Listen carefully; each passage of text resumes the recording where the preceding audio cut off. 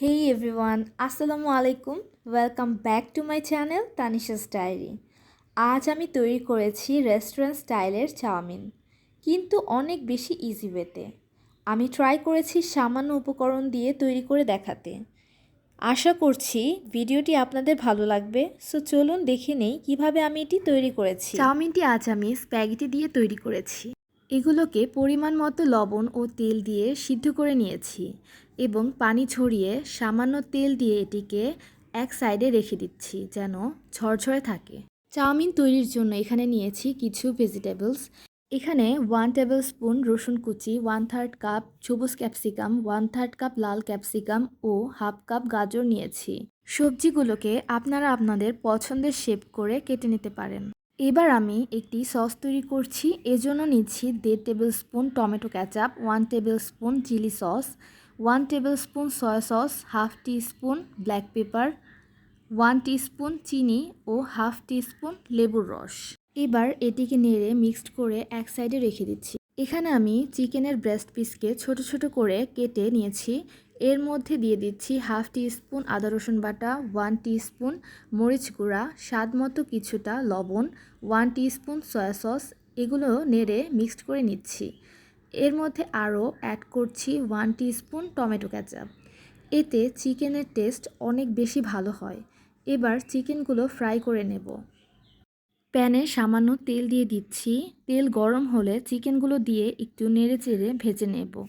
এগুলোকে হতে খুব বেশি সময় লাগবে না, 5 থেকে 6 মিনিট এগুলোকে মিডিয়াম হাই হিটে ভেজে নেব। ভাজা হয়ে গেলে এগুলোকে একটি বাটিতে তুলে রাখছি। এবার আমি এখানে দিয়ে দিচ্ছি রসুন কুচি এবং এগুলোকে একটু ভেজে নেব। এরপর দিয়ে দিচ্ছি গাজর। এটাকেও হালকা নেড়ে একটু ভেজে নিচ্ছি। এরপর ক্যাপসিকামগুলো দিয়ে দিচ্ছি। আর সবজি দেওয়ার পর এগুলোকে হাই হিটে রান্না করতে হবে। চাইনিজ রান্না হাই হিটেই করা হয়। ভেজে একদম সফট করে ফেলা যাবে না। সবজিগুলোতে যেন একটু ক্রাঞ্চিনেস থাকে, না হলে খেতে একদমই ভালো লাগবে না। সবজির জন্য দিয়ে দিচ্ছি পরিমাণ মতো লবণ। এরপর আবার নেড়ে মিশিয়ে নিচ্ছি। ভাজা হয়ে গেলে স্প্যাগেটি দিয়ে দিচ্ছি। আগে থেকে তৈরি করা সসও দিয়ে দিচ্ছি। এবার সব কিছু ভালোভাবে নেড়ে মিশিয়ে নেব। আজ আমি একদমই বেসিক ওয়েতে চাউমিনটি তৈরি করেছি। আমি বাসায় প্রায় সময়ই এভাবে চাউমিন তৈরি করে থাকি।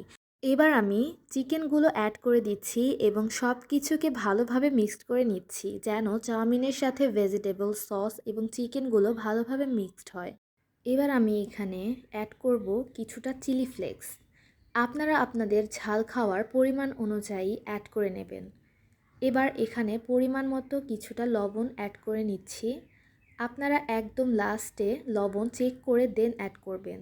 যেহেতু স্প্যাগেটিগুলো লবণ দিয়ে সিদ্ধ করেছি এবং সবজিতেও লবণ দিয়েছি, তাই লবণটা চেক করে অ্যাড করবেন। যতটুকু চাউমিনের প্রয়োজন ততটুকু। সব কিছুকে আবারও ভালোভাবে নেড়ে মিক্সড করে নিচ্ছি। আমার চাউমিনটি রান্না করা শেষ।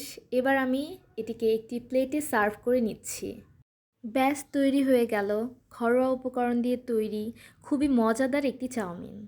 আপনারা অবশ্যই এটি বাসায় ট্রাই করবেন এবং আমাকে জানাতে ভুলবেন না। আমি অলওয়েজ ট্রাই করি একটু ইজি ওয়েতে রান্না করার।